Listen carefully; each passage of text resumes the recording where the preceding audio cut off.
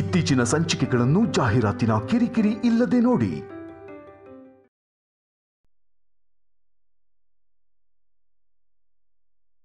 ಈಗ ನನ್ನ ಗಂಡನ ಪೊಲೀಸರು ಅರೆಸ್ಟ್ ಮಾಡಿ ಸ್ಟೇಷನ್ಗೆ ಹಾಕಿದ್ದಾರೆ. ಈ ಆಕ್ಸಿಡೆಂಟ್ಗೆ ನಿಜವಾಗ್ಲೂ ಕಾರಣ ಯಾರೋ, ಯಾಕೆ ಮಾಡಿದಾರೋ, ನನ್ನ ಗಂಡನ್ ಯಾಕೆ ಸಿಕ್ಕಾಕ್ಸಿದ್ದು ಅಂತ ಗೊತ್ತಾಗ್ಬೇಕು ಅಂದ್ರೆ ನಾನು ಅದಕ್ಕೆ ಹತ್ರ ಮಾತಾಡಬೇಕು. ನನ್ನ ಗಂಡ ಯಾವ ತಪ್ಪು ಮಾಡಿಲ್ಲ ಅಂತ ಪ್ರೂವ್ ಆಗಬೇಕು ಅಂದ್ರೆ ಅದು ಅದಕ್ಕೆ ಹೇಳೋ ಸಾಕ್ಷಿಯಿಂದನೇ ಸಾಧ್ಯ. ಪ್ಲೀಸ್ ಡಾಕ್ಟರ್, ನನ್ನ ಕಷ್ಟ ಅರ್ಥ ಮಾಡ್ಕೊಳ್ಳಿ. ನಿಮ್ಮ ಕಷ್ಟ ನನಗೆ ಅರ್ಥ ಆಗುತ್ತಮ್ಮ, ಆದರೆ ಅವರು ಕೋಮಾದಲ್ಲಿದ್ದಾರೆ. ಕಣ್ರೆಪ್ಪೆ ಕದಲ್ಸ್ದೇ ಇರೋ ಪರಿಸ್ಥಿತಿಲಿರೋವಾಗ ನೀವು ಹೇಗೆ ಮಾತಾಡೋಕ್ಕಾಗುತ್ತೆ? ಏನೋ ಡಾಕ್ಟರ್, ನಾನು ಕರೆದ್ರೆ ಅದಕ್ಕೆ ಎದ್ದೇಳ್ಬೋದು, ಅವ್ರಿಗೆ ಪ್ರಜ್ಞೆ ಬರ್ಬೋದು.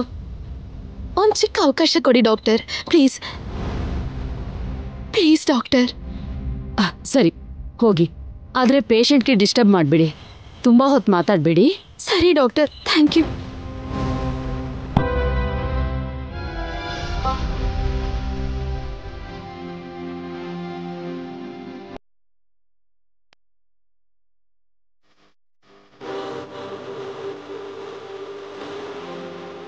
ಅದಕ್ಕೆ ನಿನಗಿಂಥ ಸ್ಥಿತಿ ಬಂದಿದೆ. ಅಲ್ಲಿ ಏನಾಯ್ತು ಅದಕ್ಕೆ? ಎಲ್ಲರೂ ಅಖಿಲ್ ಅವರೇ ನಿಮ್ಗೆ ಆಕ್ಸಿಡೆಂಟ್ ಮಾಡಿದ್ದು ಅಂತ ಹೇಳ್ತಿದ್ದಾರೆ,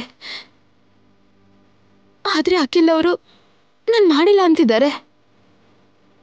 ಅಲ್ಲ, ಅಖಿಲ್ ಅವರು ನಿಮ್ಗೆ ಯಾಕೆ ಹೀಗೆ ಮಾಡ್ತಾರೆ? ನಿಮ್ಗೆ ಯಾಕೆ ಆಕ್ಸಿಡೆಂಟ್ ಮಾಡಬೇಕು ಅಂತ ಅನ್ಕೋತಾರೆ? ಹೇಳಿ ಅದಕ್ಕೆ, ನಿಮ್ಗೆ ಯಾರು ಹೀಗೆ ಮಾಡಿದ್ದಾರೆ ಹೇಳಿ.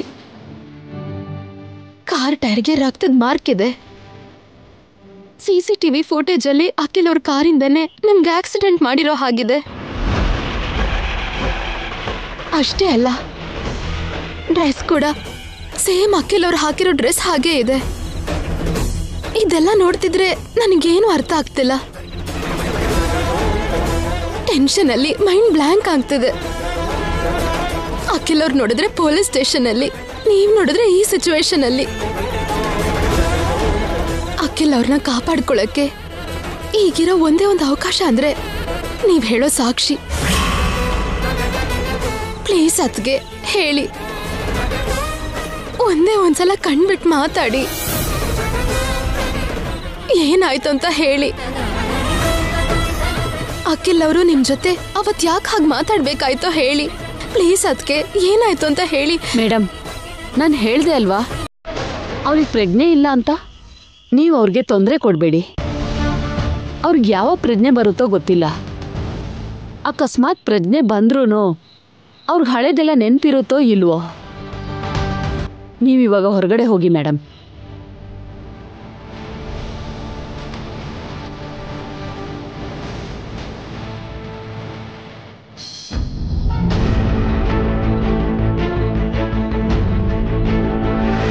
ಸತ್ಯ ಅಣ್ಣ ಮಕ್ಕಳು ಇಲ್ಲಿಗೆ ಬರಲಿಲ್ಲ ಅಂದ್ರೆ ವಿಷಯ ಅವ್ರಿಗೆ ಗೊತ್ತಿಲ್ಲ ಅಂತ ಅರ್ಥ.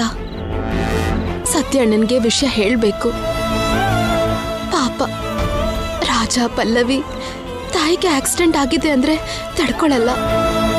ಆ ಕೃಷ್ಣನ್ ದಯೆಯಿಂದ ಅದಕ್ಕೆ ಬೇಗ ಹುಷಾರಾಗ್ಲಿ, ಎಲ್ಲ ಸಮಸ್ಯೆನೂ ದೂರ ಆಗ್ಲಿ.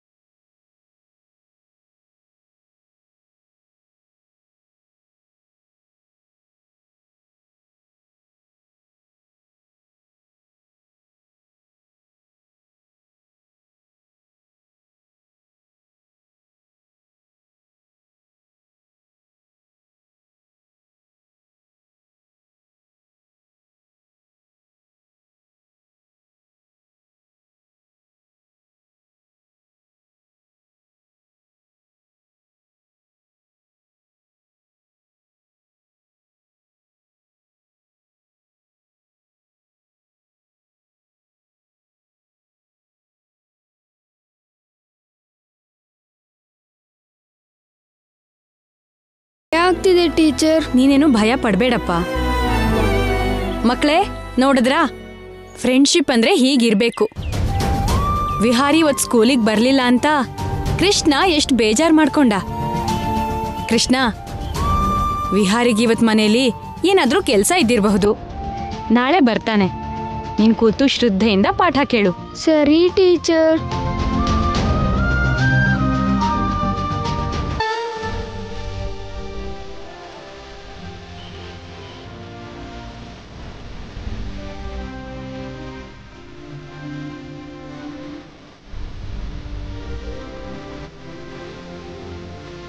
ಏನು ಅಂದ್ರೆ SI ಹತ್ರ ಮಾತಾಡ್ಕೊಂಡ್ ಬರ್ತೀನಿ.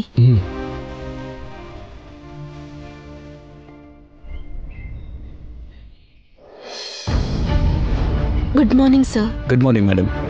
ಹೇಳಿ. ನನ್ ಗಂಡ ಯಾವ ತಪ್ಪು ಮಾಡಿಲ್ಲ ಸರ್. ಅದನ್ನ ಹೇಳ್ಬೇಕಾದ್ದು ನೀವಲ್ಲಮ್ಮ, ಕೋರ್ಟ್. ಅಂದ್ರೆ ಅದ್ ಹಾಗಲ್ಲ ಸರ್. ಇನ್ನೇನು ಹೇಳಬೇಡಿ ಮೇಡಮ್.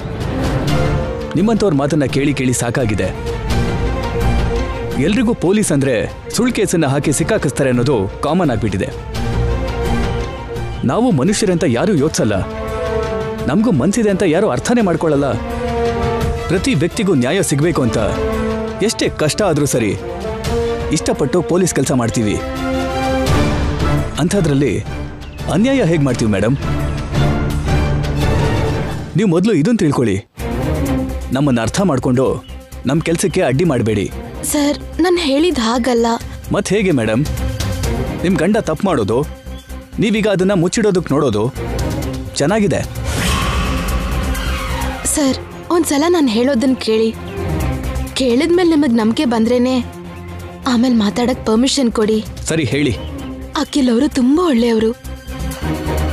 ಕನ್ಸಲ್ ಕೂಡ ಯಾವ ತಪ್ಪು ಮಾಡಲ್ಲ. ಅವ್ರಿಗೆ ಮೋಸ ಕುತಂತ್ರ ಇದೇನು ಗೊತ್ತಿಲ್ಲ. ಅಂಥದ್ರಲ್ಲಿ ಒಬ್ಬ ಮನುಷ್ಯನ್ಗೆ ಆಕ್ಸಿಡೆಂಟ್ ಮಾಡಿದ್ದಾರೆ ಅನ್ನೋದು ಸುಳ್ಳು. ಇದ್ರಲ್ಲಿ ಏನೋ ತಪ್ಪಿದೆ ಸರ್. ಇಲ್ಲಮ್ಮ, ಎಲ್ಲ ಕರೆಕ್ಟಾಗೇ ಇದೆ. ಪ್ರತಿಯೊಂದನ್ನು ಸರಿಯಾಗಿ ಚೆಕ್ ಮಾಡಿದ ಮೇಲೇನೆ ಈ ಡಿಸಿಷನ್ ತಗೊಂಡಿದ್ದು. ನೀವು ಸೊಸೈಟಿಲಿ ಹೆಸರು ಪ್ರತಿಷ್ಠೆ ಇರೋರು. ಅಖಿಲ್ ಅಂತೂ AAA ಕಂಪ್ನಿಗೆ MD. ಅಂಥದ್ರಲ್ಲಿ ಅವರನ್ನ ಯಾವ ಎವಿಡೆನ್ಸು ಇಲ್ಲದೆ ಹೇಗೆ ಅರೆಸ್ಟ್ ಮಾಡ್ತೀವಿ ಮೇಡಮ್? ಆಗಲ್ವಲ್ಲ?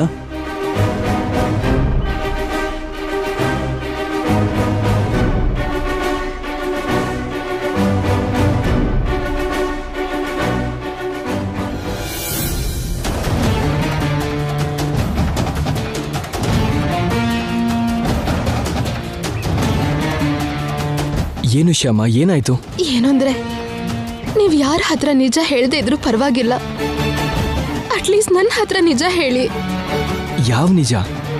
ವನಜಾಕ್ಷಿ ಅತ್ತಿಗೆಗೆ ನೀವ್ ಯಾಕೆ ಆಕ್ಸಿಡೆಂಟ್ ಮಾಡಿದ್ದು? ಅದನ್ನ ನೀನ್ ಕೂಡ ನಂಬ್ತಾ ಇದ್ಯಾ? ನನ್ನ ಅನುಮಾನಿಸ್ತಾ ಇದೆಯಾ ಶ್ಯಾಮ? ನಮ್ದೇ ಬೇರೆ ದಾರಿ ಇಲ್ಲ ರೀ. ಎಲ್ಲ ಎವಿಡೆನ್ಸ್ ನಿಮಗ್ ವಿರುದ್ಧವಾಗೇ ಇದೆ. ಕಾರು, ನೀವ್ ಹಾಕಿರೋ ಡ್ರೆಸ್. ನಿಜಾನೇ ಶ್ಯಾಮ, ಕಾರು ನಮ್ದೇ ಇರ್ಬೋದು. ಅಚ್ಚು ನಾನ್ ಹಾಕಿರೋ ಡ್ರೆಸ್ ಹಾಗೆ ಇರ್ಬೋದು. ಆದ್ರೆ ಆ ಆಕ್ಸಿಡೆಂಟ್ ಮಾತ್ರ ನಾನ್ ಮಾಡಿಲ್ಲ. ನನ್ನ ನಂಬು ಶ್ಯಾಮ. ನಾನು ಹೇಗ್ರಿ ನಂಬ್ಲಿ? ನೀವು ವನಜಾಕ್ಷಿ ಅತ್ತಿಗೆಗೆ ವಾರ್ನಿಂಗ್ ಕೊಟ್ಟಿದ್ದು ಸುಳ್ಳ? ಹೇಳಿ, ನನ್ನ ಹತ್ರ ನೀವೇನೋ ಮುಚ್ಚಿಡ್ತಿದ್ದೀರಾ. ಅದೇನು ಅಂತ ಹೇಳಿ ಪ್ಲೀಸ್ ರೀ, ನಿಮ್ಮ ಕೈ ಮುಗಿತೀನಿ. ಶ್ಯಾಮ, ಹೇಳಿ. ಹೇಳ್ತೀನಿ. ಅವತ್ತೇನಾಯ್ತು ಅಂದ್ರೆ,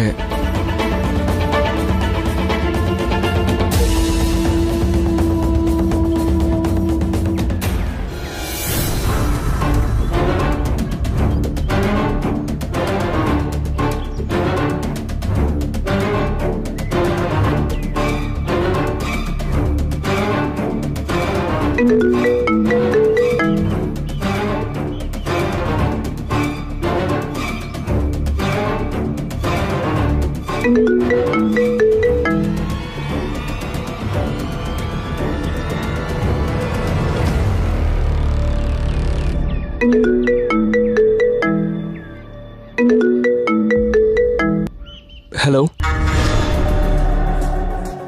ಹಲೋ, ಅಖಿಲ್ ಅವರೇನಾ ಮಾತಾಡ್ತಿರೋದು? Yes, who is this? ಕೆಲ್ಸದಲ್ಲಿ ಡಿಸ್ಟರ್ಬ್ ಮಾಡ್ತಿದ್ದೀನಾ? ಪರವಾಗಿಲ್ಲ, ಹೇಳಿ. ನೀವ್ಯಾರು? ಈಗ ನೀವು ನನ್ನ ಬಗ್ಗೆ ತಿಳ್ಕೊಳ್ಳೋದೇನು ಬೇಡ. ನಾನು ಹೇಳೋದು ಮಾತ್ರ ಕೇಳಿಸ್ಕೊಂಡ್ರೆ ಸಾಕು. ನೀವು ಬಿಸ್ನೆಸ್ಸಲ್ಲಿ ಎಕ್ಸ್ಪರ್ಟ್ ಅಂತ, ಮಾರ್ಕೆಟಿಂಗ್ ಮಾಡೋದ್ರಲ್ಲಿ ಒಳ್ಳೆ ನ್ಯಾಕ್ ಇದೆ ಅಂತ ಕೇಳಿದೆ. ಆದರೆ ನಿಮ್ಮ ಸುತ್ತ ಇರೋ ಜನರ ಬಗ್ಗೆ ತಿಳ್ಕೊಳ್ಳೋದ್ರಲ್ಲಿ ನೀವು ತುಂಬ ದಡ್ರ ಹಾಗೆ ಯೋಚಿಸ್ತಾ ಇದ್ದೀರಾ. ನೀವು ಏನ್ ಹೇಳ್ತಾ ಇದ್ದೀರಾ? ಹೌದು ಅಖಿಲ್ ಅವರೇ, ನಿಮ್ಮ ಕಂಪನಿಲಿ ತಯಾರಾಗೋ ಮಸಾಲದಲ್ಲಿ ಒಳ್ಳೆ ರೆಸಿಪಿ ಯಾವುದು, ಕೆಟ್ಟ ರೆಸಿಪಿ ಯಾವುದು ಅಂತ ತಿಳ್ಕೊಳ್ಳೋ ನೀವು ನಿಮ್ಮ ಹತ್ರ ಇರೋ ಜನರಲ್ಲಿ ಒಳ್ಳೆಯವ್ರು ಯಾರೋ ಕೆಟ್ಟವ್ರು ಯಾರೋ ಅಂತ ತಿಳ್ಕೊಳಕ್ಕಾಗ್ತಾ ಇಲ್ಲ. ನನ್ನ ಸುತ್ತ ಇರೋರೆಲ್ಲ ಒಳ್ಳೆಯವ್ರೆ. ಒಳ್ಳೆಯವ್ರು ಮಾತ್ರ ನನ್ನ ಹತ್ರ ಇರ್ತಾರೆ. ಅದು ನಿಮ್ ಭ್ರಮೆ. ನಿಮ್ ಹೊಸ ಅಕ್ಕ ವನಜಾಕ್ಷಿ ಇದ್ದಾಳಲ್ಲ, ಅವಳು ನಿಮ್ಗೆ ಎಂಥ ಅನ್ಯಾಯ ಮಾಡ್ತಿದ್ದಾಳೆ ಗೊತ್ತಾ? What nonsense? ಅಲ್ಲ, ನೀವೇನ್ ಹೇಳ್ತಾ ಇದ್ದೀರಾ? ನಾನು ಹೇಳೋದನ್ನ ಪೂರ್ತಿಯಾಗಿ ಕೇಳಿ ಅಖಿಲ್ ಅವರೇ, ಆಗ ನಾನ್ಸೆನ್ಸ್ ಅಲ್ವೋ ಅಂತ ಗೊತ್ತಾಗುತ್ತೆ ನಿಮ್ಗೆ.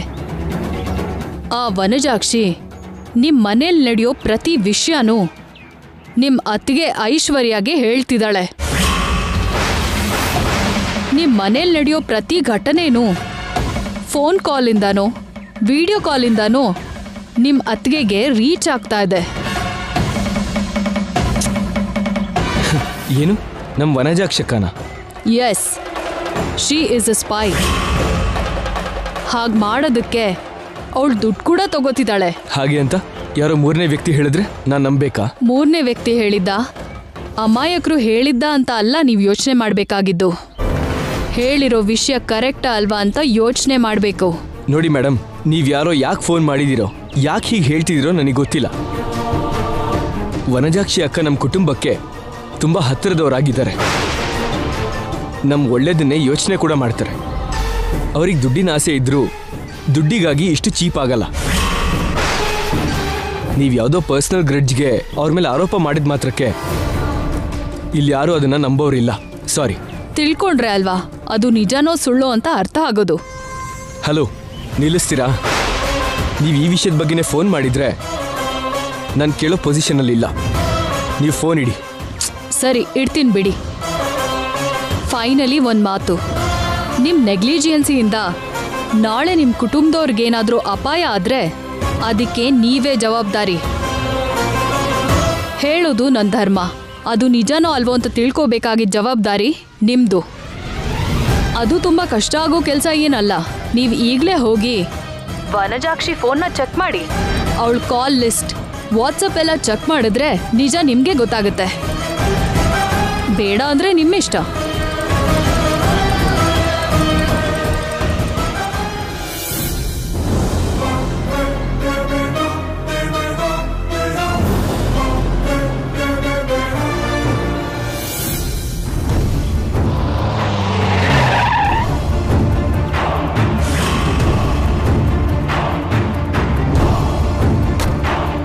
ಅಖಿಲ್, ನೀನಾ? ಹೇಗಿದ್ಯಾ? ಚೆನ್ನಾಗಿದ್ದೀನಕ್ಕ, ನೀವ್ ಹೇಗಿದ್ದೀರಿ? ಹಾ, ಚೆನ್ನಾಗೇ ಇದ್ದೀನಪ್ಪ. ಏನ್ ಅಖಿಲ್ ಈ ಕಡೆ? ಶ್ಯಾಮ, ವಿಹಾರಿ, ದೊಡ್ಡಮ್ಮ, ದೊಡ್ಡಪ್ಪ ಎಲ್ಲರೂ ಚೆನ್ನಾಗಿದ್ದಾರಾ? ಎಲ್ಲರೂ ಚೆನ್ನಾಗಿದ್ದಾರೆ. ಏನ್ ವಿಷಯ? ಇದಕ್ಕಿದ್ದ ಹಾಗೆ ಯಾವ ಕೆಲ್ಸದ ಮೇಲೆ ಬಂದೆ? ಏನಿಲ್ಲ ಅಕ್ಕ, ನನ್ನ ಫೋನಲ್ಲಿ ಚಾರ್ಜ್ ಮುಗ್ದೋಯ್ತು. ಅರ್ಜೆಂಟಾಗಿ ಒಂದು ಕಾಲ್ ಮಾಡಬೇಕು. ಪಕ್ಕದಲ್ಲೇ ನಿಮ್ಮ ಮನೆ ಇದೆ ಅಂತ ನೆನಪಾಗಿ ಬಂದೆ. ಹೌದಾ? ಸರಿ, ನೀನ್ ಫೋನ್ ಕೊಡು, ನಾನು ಒಳಗೆ ಚಾರ್ಜ್ ಹಾಕ್ಬಿಟ್ಟು ಬರ್ತೀನಿ. ಪರವಾಗಿಲ್ಲ ಅಕ್ಕ, ನನ್ನ ಫೋನಿಗೆ ಯಾರ ಚಾರ್ಜರು ಆಗಲ್ಲ. ಒಂದ್ಸಲ ನಿಮ್ಮ ಫೋನ್ ಕೊಟ್ರೆ ನಾನು ಕಾಲ್ ಮಾಡಿ ಕೊಡ್ತೀನಿ. ಅದ್ರಲ್ಲೇನಿದ್ಯಪ್ಪ, ನಿಂಗಿಲ್ಲ ಅಂತೀನಾ? ತಗೋ, ಮಾತಾಡು.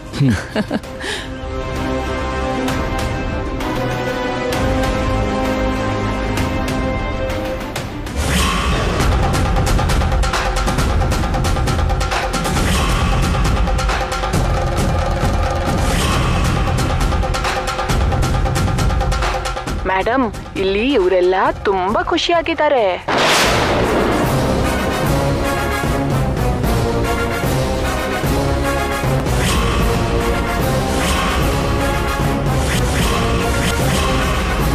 ಕೇಳಿಸ್ಕೊಂಬಿಟ್ಟ. ಇವಾಗ ನನ್ನ ಪರಿಸ್ಥಿತಿ ಏನು? ಏನಕ್ಕ ಇದು? ಏನು? ಅದು ಅಖಿಲ್, ಅದು ನೀವಿನ್ನೇನು ಹೇಳ್ಬೇಡಿ. ನಿಮ್ಮನ್ನ ಎಷ್ಟು ನಂಬಿದ್ವಿ, ಆದ್ರೆ ನೀವು ನಮ್ಮ ನಂಬಿಕೆನ ಸುಟ್ಟು ಬೂದಿ ಮಾಡಿದ್ರಲ್ಲಕ್ಕ. ನಿಮಗೇನ್ ದ್ರೋಹ ಮಾಡಿದೀವಿ ಅಂತ ನಮ್ಗೆ ಈ ತರ ಮೋಸ ಮಾಡಿದ್ರಿ? ನೋಡಕಿಲ್, ನಾನೇನ್ ಬೇಕು ಅಂತ ಮಾಡ್ಲಿಲ್ಲ. ಇನ್ನು ನಿಮ್ ಸುಳ್ಳು ಮಾತನ್ನೆಲ್ಲ ನಂಬುವಷ್ಟು ದಡ್ಡ ಅಲ್ಲ ನಾನು.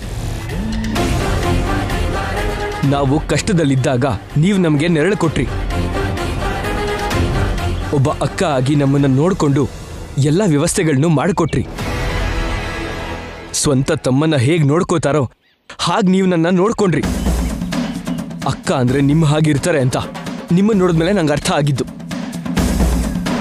ಅದಕ್ಕೇನೆ ನಾನು ನಿಮ್ಮನ್ನ ಬಾಯಿ ತುಂಬಾ ಅಕ್ಕ ಅಂತ ಕರೆದಿದ್ದು. ಮಾತಿನ ವರ್ಷಗಲ್ಲ, ನಿಮ್ಮನ್ನ ಸ್ವಂತ ಅಕ್ಕ ಅಂತ ನನ್ನ ಒಡ ಹುಟ್ಟಿದವ್ರ ಹಾಗೆ ನೋಡ್ತಿದ್ದೆ. ನನ್ನ ಮಮ್ಮಿ ಡ್ಯಾಡಿ ಕೂಡ ನಿಮ್ಮನ್ನ ಮಗಳ ಹಾಗೆ ನೋಡ್ಕೊಂಡ್ರು. ಶ್ಯಾಮ ಅಂತೂ ಅತ್ತಿಗೆ ಅತ್ತಿಗೆ ಅಂತ ನಿಮ್ ಹಿಂದೆನೆ ತಿರುಗ್ತಿದ್ಲು. ಆದ್ರೆ ನೀವೇನ್ ಮಾಡಿದ್ರಿ? ತಮ್ಮ ತಮ್ಮ ಅಂತ ಅನ್ಕೊಂಡು ನಮ್ಮ ಕುಟುಂಬಕ್ಕೆ ಕಿಚ್ಚಚ್ಚಿದ್ರಿ. ಇದು ನಿಮಗೆ ನ್ಯಾಯ ಅನ್ನಿಸ್ತಾ? ಹಾಗೆ ಹೇಳ್ಬೇಡ ಅಖಿಲ್, ನಾನು ನಿಜವಾಗ್ಲೂ ಮನಸ್ಫೂರ್ತಿಯಾಗಿ ತಮ್ಮ ಅಂತ ಕರೆದಿದ್ದು. ಹಾಗಿದ್ಮೇಲೆ ತಮ್ಮಂಗೆ ಹೇಗೆ ಮೋಸ ಮಾಡ್ಬೇಕು ಅನ್ನಿಸ್ತು? ಅದನ್ನ ನಾನು ಐಶ್ವರ್ಯ ಮೇಡಮ್ಗೆ ಹೇಳಿದ್ದೆ ಅಖಿಲ್. ಶ್ಯಾಮ ಅವರು ಒಳ್ಳೆಯವರು, ನನ್ನ ಅವ್ರ ಕುಟುಂಬದಲ್ಲಿ ಒಬ್ಳಾಗಿ ನೋಡ್ತಿದ್ದಾರೆ. ನಾನೀಗ ಹೀಗೆ ಮಾಡಿದ್ರೆ ದ್ರೋಹ ಮಾಡ್ದಾಗತ್ತೆ ಅಂತ ನಾನು ಎಷ್ಟೋ ಹೇಳಿ ನೋಡಿದೆ ಗೊತ್ತಾ. ಆದ್ರೆ ಅವ್ರು ಕೇಳ್ದೆ ದುಡ್ಡಿನ ಆಸೆ ತೋರಿಸಿದ್ರು. ಆ ದುಡ್ಡಿಗಾಗಿ ಮನುಷ್ಯತ್ವನೇ ಮರ್ತು ಬಿಡ್ತೀರಾ? ಬಂಧನೆಲ್ಲ ಮುರಿದಾಕ್ತೀರಾ? ಐಶ್ವರ್ಯ ಅತ್ತಿಗೆಗೆ ನಮ್ಮ ಮೇಲೆ ತುಂಬಾ ಕೋಪ ಇದೆ. ಅವ್ರು ಎಷ್ಟೇ ತಪ್ಪು ಮಾಡಿದ್ರು ನಾವು ಸಹಿಸ್ಕೊಂಡು ಸುಮ್ಮನೆ ಇದ್ದೀವಿ. ಯಾವತ್ತೋ ಒಂದು ದಿನ ಅತ್ತಿಗೆ ತಮ್ಮ ತಪ್ಪನ್ನ ತಿಳ್ಕೊಂಡು ಸರಿ ಮಾಡ್ಕೋತಾರೆ ಅಂತ, ಮತ್ತೆ ನಮ್ಮ ಕುಟುಂಬದಲ್ಲಿ ಎಲ್ಲರ ಜೊತೆ ಸೇರಿ ಇರ್ತಾರೆ ಅಂತ ನಾವು ಎಷ್ಟೋ ಆಸೆ ಇಟ್ಕೊಂಡಿದ್ರೆ ಕೊನೆಗೂ ನೀವು ನಮ್ಮ ಆಸೆನ ನಿರಾಸೆ ಮಾಡಿಬಿಟ್ರಿ. ನಮ್ಮ ಕುಟುಂಬದ ಮೇಲೆ ಕೋಪ ಅಸೂಯೆ ಇಟ್ಕೊಂಡ್ರು ಅತ್ತಿಗೆಗೆ ನೀವು ಬುದ್ಧಿ ಹೇಳೋದನ್ನ ಬಿಟ್ಟು ಕೆಟ್ಟದಕ್ಕೆ ಜೊತೆಯಾಗಿ ನಿಂತ್ಕೋತೀರಾ? ಬೆಂಕಿಗೆ ತುಪ್ಪ ಸುರಿಯೋ ಹಾಗೆ ನೀವು ನಮ್ಮ ವಿಷಯನೆಲ್ಲ ಅತ್ತಿಗೆಗೆ ಹೇಳ್ತಾ ನಮ್ಮ ಕುಟುಂಬಕ್ಕೆ ಬೆಂಕಿ ಹಾಕಿದ್ರಿ. ಹಾಗಲ್ಲ. ನಿಮ್ ಬಗ್ಗೆ ಯಾರು ಏನೇ ಹೇಳಿದ್ರು ನಾನ್ ನಂಬಲಿಲ್ಲ. ಆದ್ರೆ ಈಗ ಅದೇ ನಿಜ ಆಯ್ತು. ಅದಕ್ಕೆ ನೀವು ನನ್ನ ತಮ್ಮ ಅಂತ ಕರೆಯೋ ಹಕ್ಕನ್ನ ಕಳ್ಕೊಂಡಿದ್ದೀರಾ. ಅಖಿಲ್, ನನ್ನಿಂದ ತಪ್ಪಾಗೋಯ್ತು, ಕ್ಷಮಿಸ್ಬಿಡು. ತಪ್ಪು ಮಾಡೋದು ತಪ್ಪಾಯ್ತು ಅಂತ ಕೈ ಮುಗಿಯೋದು ಈಗೀಗ ಇದು ಪ್ರತಿಯೊಬ್ಬರಿಗೂ ಅಭ್ಯಾಸ ಆಗ್ತಿದೆ. ನಿಮ್ಮಂತವ್ರನ್ನ ಕ್ಷಮಿಸಿದ್ರೆ ಅದೇ ಅಭ್ಯಾಸ ಮಾಡ್ಕೋತೀರಿ ಅಷ್ಟೆ. ನೀವು ಮಾಡಿರೋ ಕೆಲಸಕ್ಕೆ ಇವಾಗಲೇ ಈ ಕ್ಷಣನೇ ನಿಮಗೆ ಶಿಕ್ಷೆ ಕೊಡಬೇಕು ಅನಿಸ್ತಿದೆ. ಆದ್ರೆ ನಿಮ್ಮ ಮಕ್ಕಳಿಗಾಗಿ ಆ ಕೆಲಸ ಮಾಡ್ತಾ ಇಲ್ಲ. ಇನ್ಮೇಲೆ ಯಾವತ್ತೂ ನಮ್ಮ ಕುಟುಂಬದ ವಿಷಯಕ್ಕೆ ತಲೆ ಹಾಕಬೇಡಿ.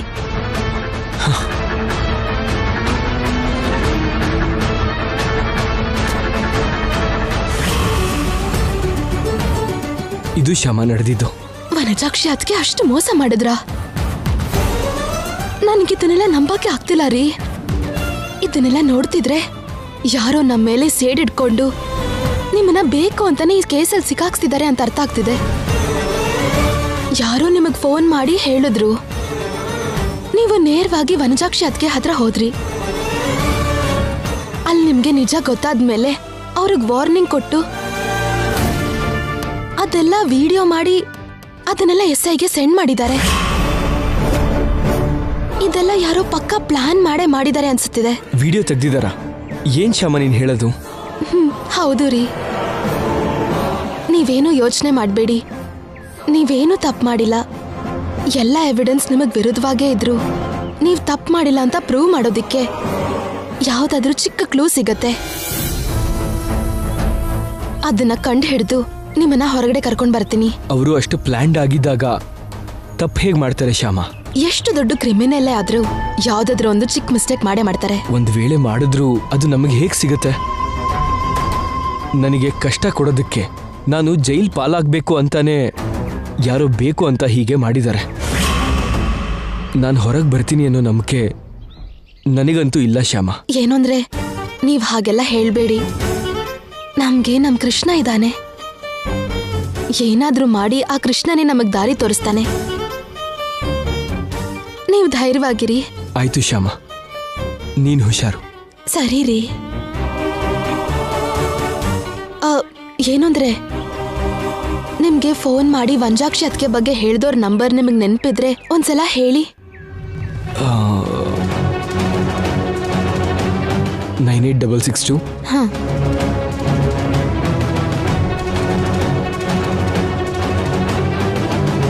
ಓಕೆ ರೀ.